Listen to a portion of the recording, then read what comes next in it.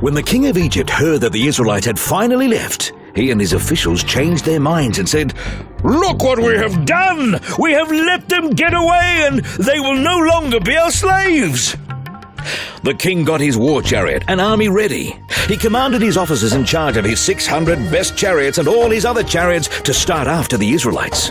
The Lord made the king so stubborn that he went after them, even though the Israelites proudly went on their way. But the king's horses and chariots and soldiers caught up with them while they were camping by the Red Sea near Pi-hahiroth and Baal-zephon. When the Israelites saw the king coming with his army, they were frightened and begged the Lord for help. They also complained to Moses. "Wasn't there enough room in Egypt to bury us?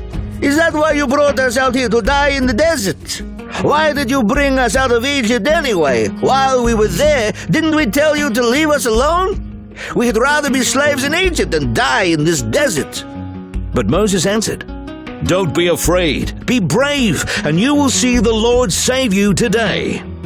These Egyptians will never bother you again. The Lord will fight for you, and you won't have to do a thing." The Lord said to Moses, "Why do you keep calling out to me for help? Tell the Israelites to move forward, then hold your walking stick over the sea. The water will open up and make a road where they can walk through on dry ground. I will make the Egyptians so stubborn that they will go after you. Then I will be praised because of what happens to the king and his chariots and cavalry. The Egyptians will know for sure that I am the Lord." All this time, God's angel had gone ahead of Israel's army, but now he moved behind them. A large cloud had also gone ahead of them, but now it moved between the Egyptians and the Israelites. The cloud gave light to the Israelites, but made it dark for the Egyptians, and during the night they could not come any closer. Moses stretched his arm over the sea, and the Lord sent a strong east wind that blew all night until there was dry land where the water had been. The sea opened up, and the Israelites walked through on dry land with a wall of water on each side. The Egyptian chariots and cavalry went after them, but before daylight, the Lord looked down at the Egyptian army from the fiery cloud and made them panic. The chariot wheels got stuck, and it was hard for them to move.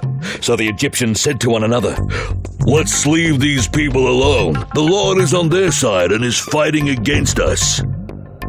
The Lord told Moses, "Stretch out your arm toward the sea.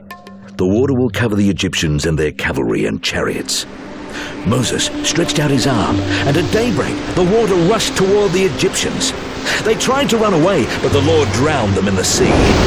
The water came and covered the chariots and cavalry and the whole Egyptian army that had followed the Israelites into the sea. Not one of them was left alive. But the sea had made a wall of water on each side of the Israelites, so they walked through on dry land. On that day, when the Israelites saw the bodies of the Egyptians washed up on the shore, they knew that the Lord had saved them. Because of the mighty power he had used against the Egyptians, the Israelites worshipped him and trusted him and his servant Moses.